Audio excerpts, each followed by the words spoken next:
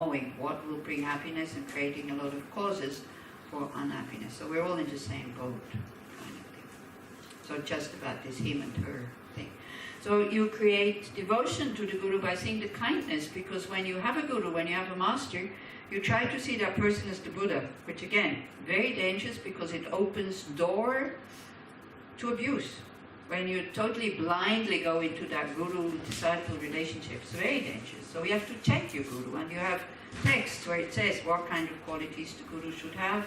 And as I said yesterday, if the guru is asking you to do something that you think is immoral or unethical, then ask, why am I supposed to do this? Or why are you doing this to me? When it comes to sex in Buddhism, you go into sexual union when you have a direct perception of emptiness. So if you don't have it, you have every right to say, no, sorry, I'm not going to meet you at the swimming pool at midnight.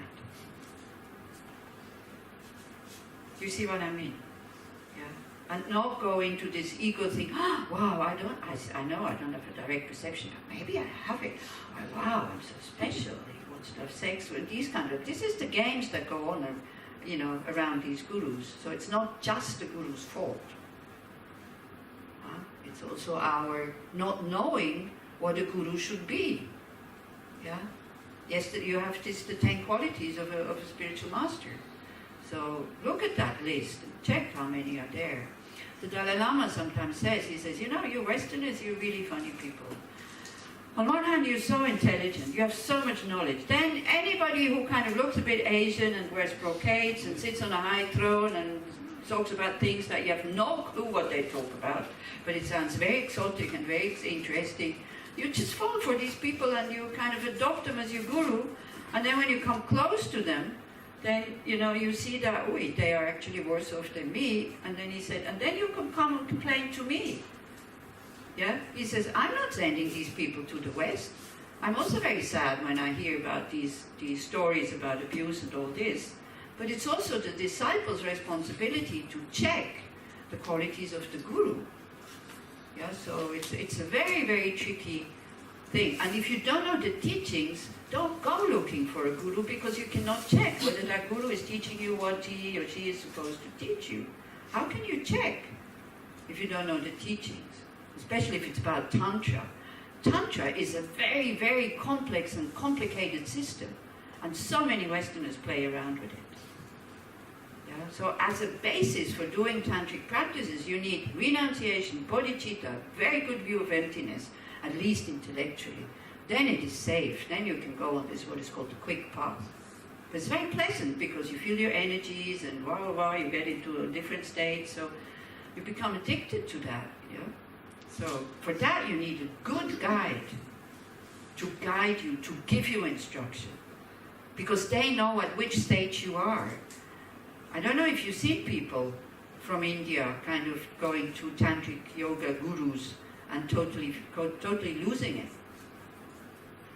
There's a special group here in Israel who looks after those people when they come back. Because it's very difficult to bring them back to reality. And it happens very quickly. Especially when you're unstable. And especially if you do it out of attachment. Feels good, I want to do this. So, yeah, if you do it for the benefit of others, if you know what bodhicitta is, and you do it for that, then maybe. Yeah. But you have commitments, you take vows. Yeah, so it's not a simple magic. Don't be too afraid also of the whole thing. There is tantric practices which are we'll do one tonight, which has nothing to do with sex. This is what you start with. It's just visualizing the deity, having the light coming into you, purifying all this. And what we just did also now, this unification of something, an awakened energy with your inner potential, that goes into tantric. It is part of the tantric way, but has nothing to do with sex. Yeah, so don't be too afraid, but also don't be too kind of trusting and naive. Okay? It's very good methods to wake up our potential. But for that, as I say, you need a very stable basis of being mentally stable. And there's a very good book about this by Rob Priest, which is called Buddhist Psychology and Buddhist Tantra, or something like that. Rob Priest and something like, because he's a psychiatrist, psychologist, he's a Buddhist, and he's seen results of tantric practitioners who came out really not awakened, but much worse than what they were before. So then he speaks out of experience. Okay, so you generate devotion by trying to see the Guru as a Buddha,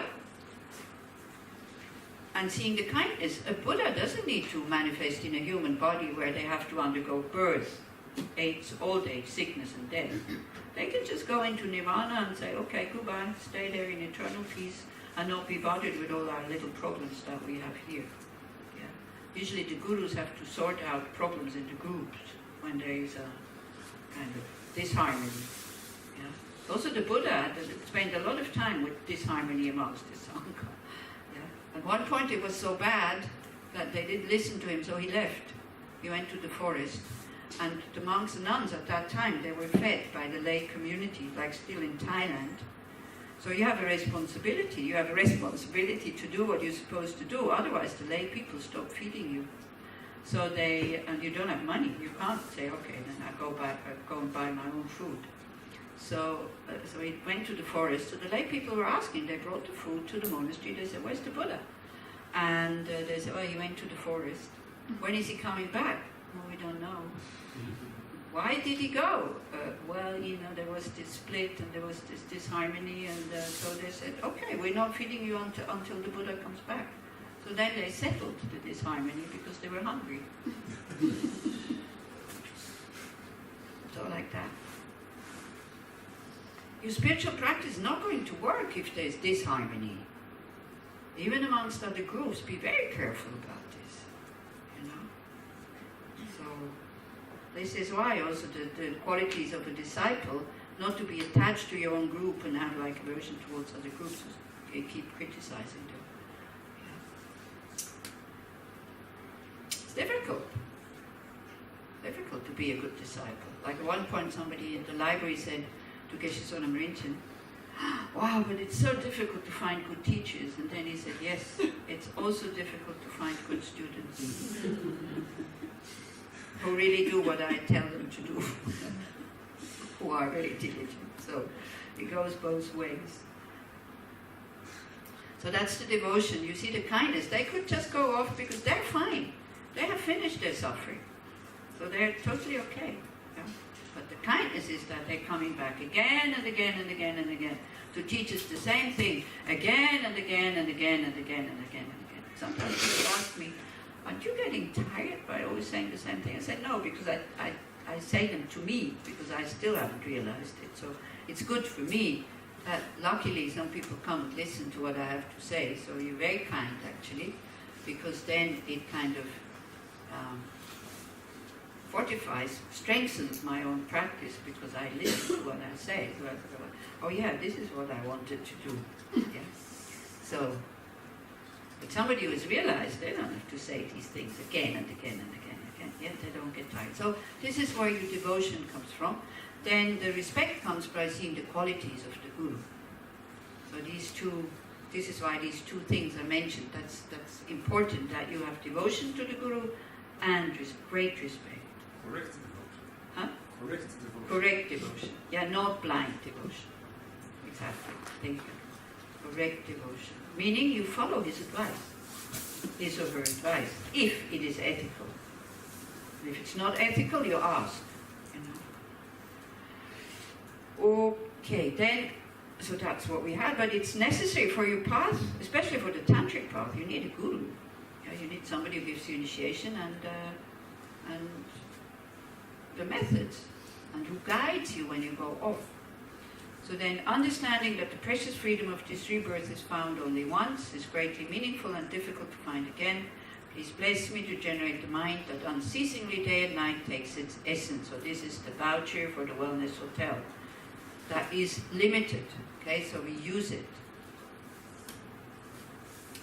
This life is as impermanent as a water bubble. Remember how quickly it decays and death comes. After death, just like a shadow follows the body, the results of black and white karma follow. So that's the next topic that we're going to look at. What determines where we're going to be born, kind of what comes after death? So that's karma. So we're going to look at this morning. But we finish reading the whole thing so that you really get familiar with the stages. Then finding firm and definite conviction in this, please place me always to be careful, to abandon even the slightest negativities and accomplish all virtuous deeds. So that comes at the beginning, before you start with tantric practices here, becoming very, very ethical. Seeking samsaric pleasure is the door to all suffering. They are uncertain, cannot be relied upon. Recognizing these shortcomings, please bless me to generate a strong wish for the bliss of liberation. That we'll do this afternoon. Let by this pure thought, mindfulness, alertness, and great caution arise. The root of the teachings is keeping the pratimoksha vows. Please bless me to accomplish this essential practice. We will have an opportunity to take vows on Friday morning. I will talk a little bit why after we cover the topic of karma, because then it makes sense. Before it doesn't really make sense why you would take vows. And pratimoksha means self-liberation vows. So we're still on the middle level here. Yeah? Until where it says, finding firm, definite conviction of this, please bless me always to be careful, to abandon even slightest negativities, and accomplish all virtuous deeds. This is the lowest level. You don't do negativities, you practice virtue, you will attain good rebirth every time round. That's the lowest level of this path. Then letting go of being attached or seeking or looking for samsaric pleasures, you go to the middle level because you look for self-liberation. So pratimoksha vows means self-liberation vows. This is lay vows, monks and nuns vows. Yeah? That's the lowest set, the lowest level of vows, with the lowest kind of goal, the motivation. You want to get out of samsara. But then we go to the highest level, which is bodhicitta. You're doing this in order to benefit all sentient beings. Just as I have fallen into the sea of samsaras of all mother migratory beings, please bless me to see this, train in supreme bodhicitta, and bear the responsibility of freeing migratory beings. That is generating bodhicitta. So then the next verse, this we do Friday and Saturday. Even if I develop only bodhicitta, but I don't practice the 3 types of morality, I will not achieve enlightenment. With clear recognition of this, please bless me to practice the bodhisattva vows with great energies. That's a different set of vows, which is more difficult to keep. It's not just to abstain harming others, it's vows to help others. It's vows to be able for you to practice the 6 perfections. Once I have pacified distraction to wrong objects and correctly analyzed the meaning of reality, please bless me to generate quickly within my mind stream the unified path of calm abiding and special insight, the shamatha and vipassana, bringing that together. A mind that is on its object 4 hours without even wanting to move away, effortlessly stays on the object. With that you do analysis on emptiness, and then you get the direct perception of emptiness. This is why I said I will not attain enlightenment in this life. Because just the perception of emptiness, by the way, is not enlightenment yet. You have to go much further than that. Yeah. That's just, you will not reverse, but then it's still quite a lot to do. And then, only then, having become a pure vessel by training in the general paths, please bless me to enter the holy gateway of the fortunate ones, the supreme Vajra vehicle. So it doesn't mean in order to practice Tantra you have to have a direct perception of emptiness. It means after you practice these steps, you train these steps, and you know what this is all about. Yeah? Renunciation, bodhicitta, emptiness. Then you enter the supreme vehicle, which is Tantra. So it even says, having become a pure vessel by training in the general path, please bless me to enter the holy gateway of the fortunate ones, the supreme Vajra vehicle. So that is Tantra. At that time, the basis of accomplishing the 2 attainments is keeping pure vows and samaya.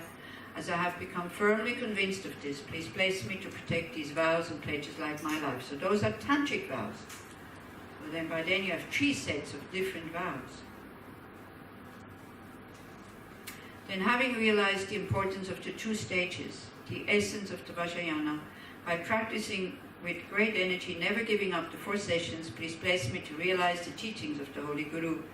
Like that, may the Gurus who show the noble path, and this is like these are dedications, yeah? Like that, may the Gurus who have to show the noble path and the spiritual friends who practice it have long lives, please bless me to pacify completely all outer and inner hindrances. In all my lives, never separated from perfect Gurus, may I enjoy the magnificent Dharma by completing the qualities of the stages of the path. May I quickly attain the state of Vajradhara. Vajradhara is the Buddha in tantric form. That he manifested 2 bodhisattvas on the 8th level in a light body, which is blue and looked like a Vajrasattva, which is the one there.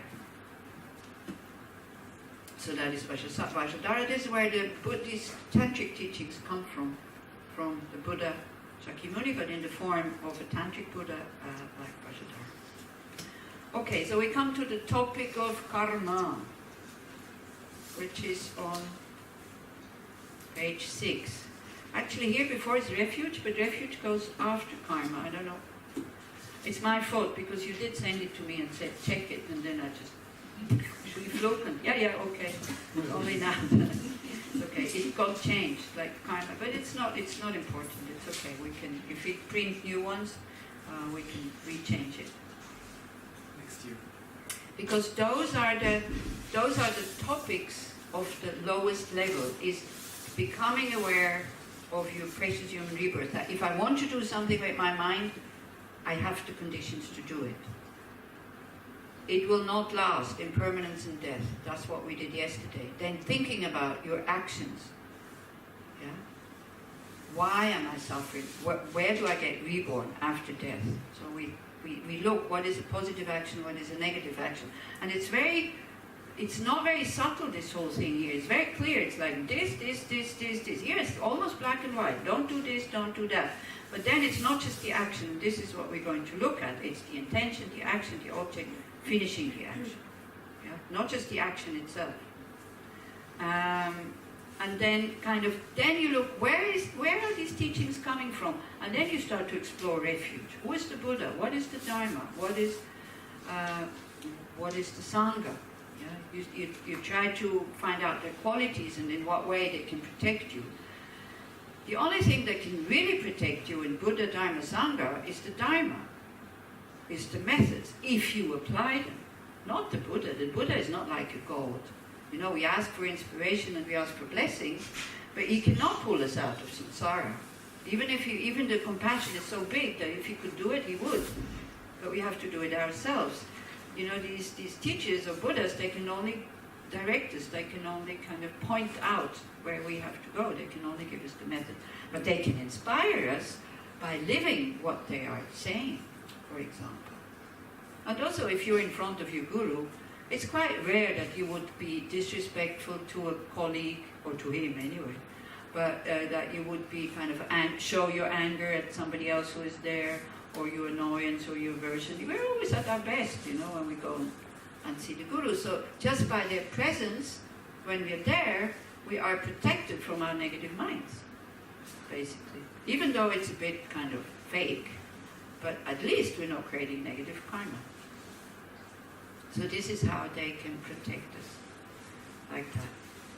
And then you learn, you know, with refuge, you trust, but then you also need to learn what you abandon and what you start doing as a Buddhist. Okay? So this is from the lower states. Now the sun is gone. Do you have enough light? Everybody? Yeah? Okay. Okay, page 6, when it says karma. Do you have enough light? Huh? Do you need light? Yeah, if I wouldn't have, then I would have said. Yeah, I have enough light.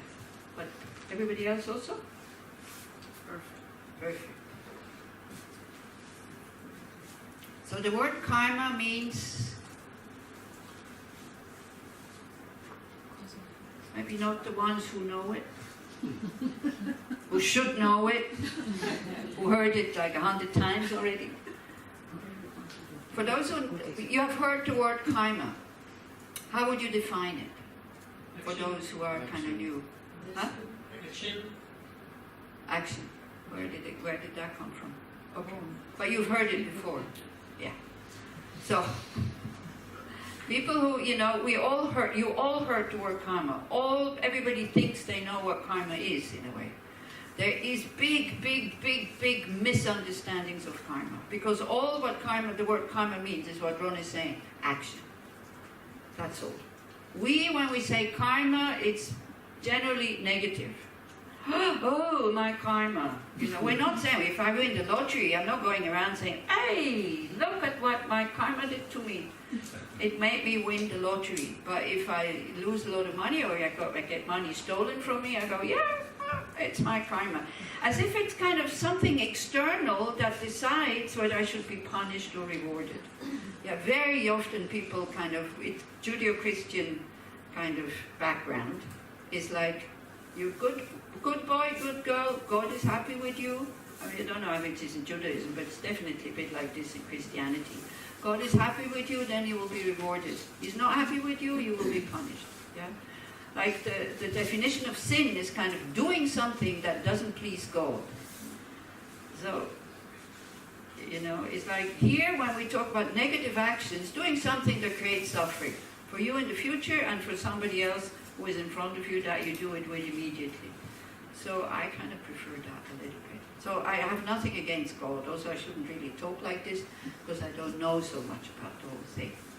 I was never really attracted to this belief system of somebody omnipotent who doesn't do something. So when I heard about that we have a responsibility to work for our own happiness, I was very happy. Yeah, it's heavy also, because it means you can't blame somebody else but your own mind stream. So, it immediately gets you out of the victim role. The theory or the hypothesis of law of cause and effect. That's it. So we do have some power. Maybe not what's happening to us now, but what will happen to us in the future. Now again, whether that is true or not, I have no clue. But I can see that if I put effort into behaving ethically now, already now I feel better. Because, you know, when I was young, I would steal money, I would lie, I would just look after my own pleasure, and the only importance was that nobody found out that it was me, or nobody found out that it was a lie. That's what the fear was. Absolutely not about any consequences for future lives or whatever, even though I did believe in rebirth. So when I heard about it in a very, very structured way about how karma works, I really spent a sleepless night. And I tell you, I was ready to do purification practices the next morning. And I signed up for a 3-month retreat. So this would be an understanding, I think. Having fear, but positive fear. So you see, it's not panicky fear when we hear this. It's the fear of knowing if a wire here is hanging out, and I know, even if it looks very attractive, I know if I touch it, it will give me some pain. That kind of fear that prevents me from touching it, even though if it looks attractive. I love free fall. I love heights. I love free fall. Good thing I'm a nun. I would be spending my time bungee jumping and doing stupid stuff like that. Because I love it. And so, but the fear of kind of crashing on the ground is preventing me from jumping off a cliff without a parachute. Is that panic or is that intelligence? It's intelligence. So there is intelligent fear. Don't think you have to go through life without any fear. Some fears that we have are very, very helpful. So that we're not following a short desire when we look about the long-term consequences. But if we don't have this fear, we follow every short desire, and then the long-term consequences, then we kind of complain when they come. Yeah? Not knowing or not wanting to accept or admit that we have created the problem ourselves by a previous action. So karma means action. It's not a reward and punishment system. There's nobody there. The Buddha did not sit down and make this list to say, this is good and this is bad. What the Buddha did, he could see all his past lives, and he could see the causes for suffering and the causes for happiness. This is where it comes from. And it's not so difficult to understand. Now, but how karma works goes into the phenomena, I think I even put that in also, these 3 types of phenomena, which are on page 2. Existence is, again, get another list. Existence is divided in Buddhism. I'll stop saying in Buddhism, because if I say that, it is Buddhism. But I'm not claiming that Buddhism is the only thing that tells the truth, okay? Because there's nothing that is true. It's only conventionally true. Ultimately, there is no negative or positive action. Ultimately. Yeah. So, there is existences or phenomena. When we use the word phenomena, it means something that exists. Okay? So there are phenomena that go into the category of obvious. Now, from the Buddha's teaching, like that there is suffering of pain, which I need to specify, right? The suffering of pain, that there is pain in the world, that everybody knows directly, that everybody has undergone some pain. The moment you're born, actually birth itself is pain. Is that obvious or not? Pretty obvious, yeah? So when Buddha says there is suffering, but then he goes more subtle, but here, I mean, suffering of pain, suffering is obvious. Everybody has it. Then there are phenomena that are slightly hidden.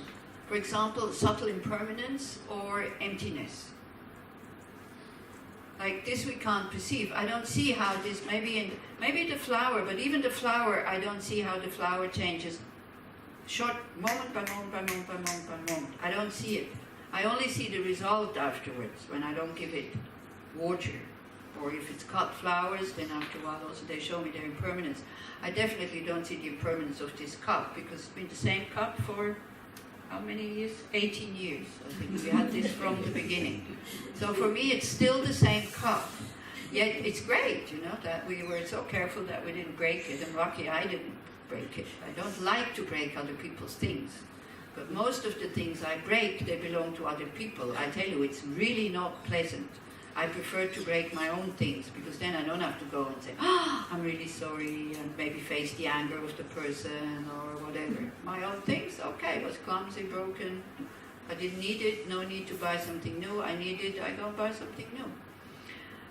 So I don't see its impermanence. For me, this is, even I look at it very closely, it's still the same cup, yet also this cup has subtle impermanence inside. If we would let it stand here for 200 years, even nobody would come into this room. In German it's called the tooth of time will eat at it. It's the same in Hebrew. Yeah, German and Hebrew is very, very similar. You have the same kind of examples. Yeah? The tooth of time will kind of eat at it.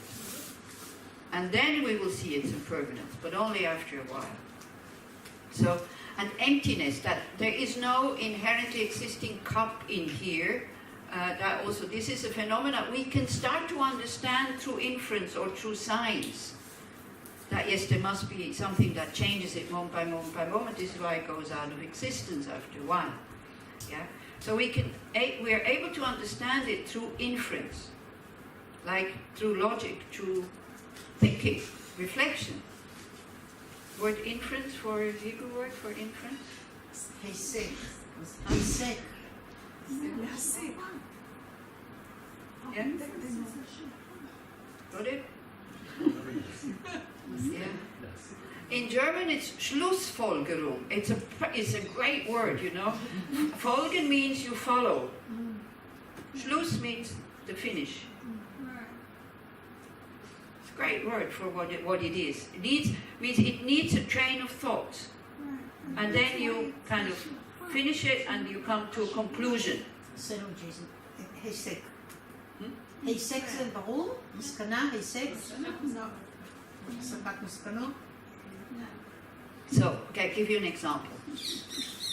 The example is on the smoky hill over there is fire because there is smoke. So you need a sign. The sign is smoke. And you know that fire is producing smoke. So you don't see the fire, but you know that there is fire.